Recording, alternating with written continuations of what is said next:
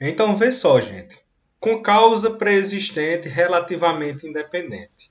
Né? Um exemplo dessa concausa preexistente relativamente independente, ou seja, essas causas têm um grau de relação, de modo que foram as duas causas que geraram o evento danoso. Então, imagina a situação da morte de João. Né? Em um primeiro momento, se verificou que essa morte foi decorrente de um golpe de faca desferido por Pedro. Então, inicialmente, a responsabilidade civil aí é de Pedro, porque essa morte foi decorrente dessa facada, né? Desse golpe de faca. Só que percebe-se que esse evento morte, ele também foi decorrente do fato de que João, antes dessa facada, era diabético. Ele estava nesse grupo de risco de diabetes. De modo que essa situação se agravou por conta da facada, porque João já era diabético. Tá? Então, antes da conduta do agente Pedro, João já tinha essa enfermidade, né? Já existia essa causa. De modo que se entende que a morte aconteceu tanto pela facada quanto pela própria, né, doença que João já tinha. Né? Essas duas causas conjuntamente geraram o evento morte.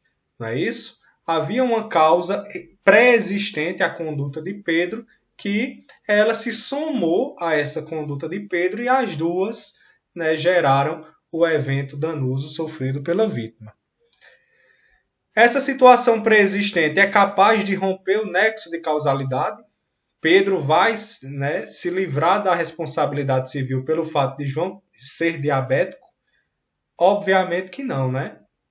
Pedro continuará sendo obrigado a indenizar, porque essa concausa pré-existente, né, ela tem relação com a conduta de Pedro e ela não é capaz por si só de romper esse nexo de causalidade, tá? Foram as duas causas unidas que geraram o evento morte, tá bom? O fato de João ser diabético por si só não foi capaz de gerar o evento danoso. Esse fato dele ser diabético se somou ao golpe de faca desferido por Pedro e as duas, né, conjuntamente geraram o efeito danoso. Tá bom? Exemplo de concausa concomitante relativamente independente. Né? Mais uma vez a morte de João. Houve um tiro desferido por Pedro com a intenção de matar João. Né? Só que nesse mesmo instante do tiro, né, João teve um ataque cardíaco fatal por conta de um susto que teve do próprio tiro. Então, no momento em que houve o tiro, em que houve a conduta de Pedro, o susto de João foi tão grande que ele teve um ataque cardíaco fatal. Então vejam que as concausas aí se comunicam, né? Uma está aí unida à outra. Essa concausa concomitante não teria acontecido, esse susto não teria acontecido se Pedro não tivesse praticado essa conduta. E essas duas causas juntas ocasionaram a morte de João. Talvez João não tivesse morrido apenas com o tiro desferido, ou talvez João não tivesse morrido apenas com o ataque cardíaco. Mas o ataque cardíaco somado ao tiro, os dois, né, causaram a morte de João. É possível dizer que essa concausa concomitante rompeu o nexo de causalidade entre a conduta de Pedro e a morte de João? Não. Né? O ataque cardíaco não rompeu o nexo. Ela se juntou, ela reforçou a conduta praticada por Pedro.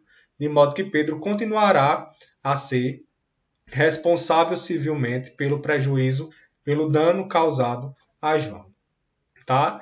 Então, a conclusão que a gente pode tirar desde já é que as concausas pré-existentes e concomitantes, quando elas são relativamente independentes da conduta do agente, esse agente continuará responsável civilmente pela reparação do dano. As concausas pré-existentes e concomitantes, quando são relativamente independentes, elas não têm o condão de romper o nexo de causalidade. O nexo de causalidade ele continua a existir e haverá sim o dever de indenizar. Então, o que é que Eu chamo a atenção para vocês, né? Então, isso aqui foi o que a gente acabou de dizer, né? Que não há interrupção do nexo de causalidade nessas situações. Mas qual é a situação que eu chamo a atenção? Para com causa superveniente relativamente independente. Aquela causa posterior que está, né, tem certa relação com a conduta do agente. Nessa situação, ela poderá ou não romper o nexo de causalidade, mesmo sendo relativamente independente. Então, a análise dessa concausa superveniente relativamente independente deverá ser feita em base, né, com base no caso concreto. Deve ser feita caso a caso. E somente com os elementos dispostos no caso é que a gente vai verificar se houve ou não o rompimento do nexo de causalidade. Se o nexo de causalidade foi rompido, não haverá responsabilidade civil. Se não houve o rompimento do nexo de causalidade, a responsabilidade civil subsiste. Então veja o primeiro exemplo, né? Morte de João, né? João, em um primeiro momento, ele é agredido por Marcelo em uma partida de futebol. Então estava João e Marcelo lá em uma partida de futebol, eles se desentendem e João é agredido por Marcelo, tá bom? Dessa agressão de Marcelo, João quebra o braço, por exemplo, e precisa ser levado a um hospital. No decorrer desse transporte de João para o hospital, né, quem faz o transporte é Lucas. Lucas se envolve em um acidente de carro e João acaba morrendo nesse acidente de carro, nesse acidente de veículo, tá certo? Então, o que é que a gente verifica aqui? Esse acidente de carro, né, esse fato que envolveu João em um acidente de carro, ele só aconteceu porque João teve que ser levado ao hospital. Então, só aconteceu por conta da agressão efetuada por Marcelo. Então, ela tem uma certa relação com a conduta praticada pelo agente, certo? Ela é relativamente independente. Ela tem relação com essa conduta. Se Marcelo não tivesse agredido o João, ele não precisaria ter sido levado ao hospital. Só que o evento morte, gente, ele não pode ser aqui atribuído a essa agressão realizada por Marcelo, tá certo? Esse evento morte, ele aconteceu por uma causa que, embora relativamente seja independente, ela aconteceu de momento posterior. E foi ela, por si só, que causou essa morte de João. Foi o acidente de carro que causou a morte de João, não foi a agressão realizada por Marcelo. Então, Marcelo aqui não pode ser responsabilizado pela morte de João, embora a causa que deu, né, o evento que foi causa dessa morte seja relativamente, né, independente aqui da sua conduta. Tá? Então veja aqui a situação de uma concausa superveniente relativamente independente que é capaz sim de romper o nexo de causalidade. Ela acontece depois, né, da conduta do agente, ela tem certa relação com a conduta do agente, mas foi ela por si só que causou o evento danoso. Então esse agente aqui não pode ser responsabilizado civilmente. Tá? Mas haverá situações em que não há o rompimento do nexo de causalidade nessa concausa superveniente. Então imagina a situação que Marcela atropela João e ao invés de socorrer João, ela foge e deixa João sem cuidados médicos. João fica muito tempo, né, sem ser socorrido, ele perde muito sangue em decorrência disso e diante dessa perda de sangue ele acaba morrendo. Tá? Então vejam que há duas causas aqui que contribuíram para o evento morte de João, certo? O primeiro foi o atropelamento de João e o segundo foi o fato de João não ter sido socorrido. Veja que as duas situações aqui, elas concorrem para o evento danoso. Tanto a conduta de Marcelo, a conduta do agente, como a causa superveniente, ou seja, a perda de sangue. Essa perda de sangue não teria ocorrido se não fosse o atropelamento e a omissão de Marcelo em socorrer João. Tá bom? Então, essa morte de João ela deve ser sim atribuída a Marcela, à conduta de Marcela, porque essa concausa superveniente não teve o condão de romper o nexo de causalidade. Então, quando a concausa superveniente for relativamente independente, é o caso concreto que irá nos dizer, né? É os elementos do caso concreto que irão mostrar se houve ou não o rompimento do nexo de causalidade.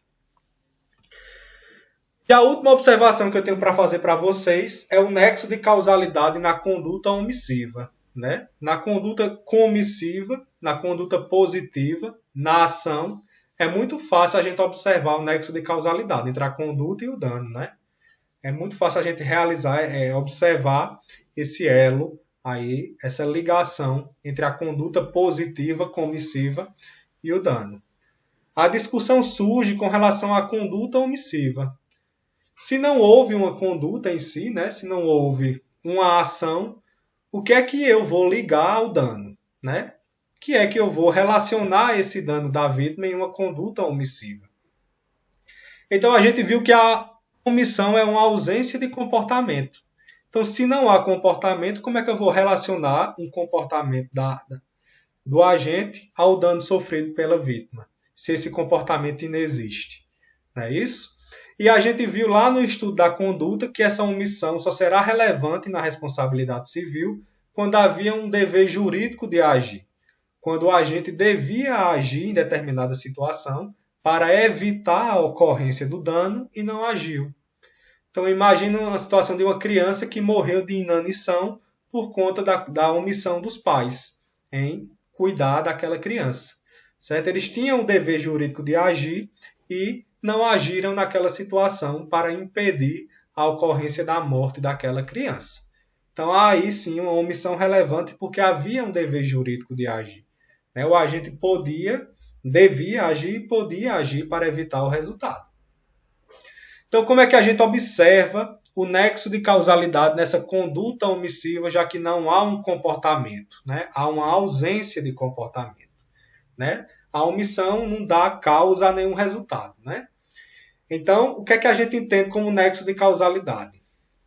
Haverá um nexo de causalidade na conduta omissiva, primeiro, quando houver esse dever jurídico de agir. Então, a vítima tem que demonstrar que havia o dever jurídico de agir do agente e que, além desse dever jurídico, ele não realizou a conduta ao qual estava obrigado. Né? Ele não impediu que o resultado ocorresse. Então, essa é a demonstração do nexo em uma conduta omissiva. O nexo estará presente quando houver o dever jurídico de agir e quando for demonstrado que esse agente, embora fosse obrigado a agir naquela situação, ele foi omisso, certo? Ele não agiu para impedir o resultado danoso. Ok, gente? Então, a gente fica por aqui. Na próxima aula, nós vamos estudar as excludentes de responsabilidade civil, que tem ligação com esse estudo do nexo de causalidade ainda, tá certo? Mas vamos parar por aqui hoje. Qualquer dúvida, vocês poderão esclarecer lá no nosso Google Sala de Aula. Então, até a próxima, pessoal.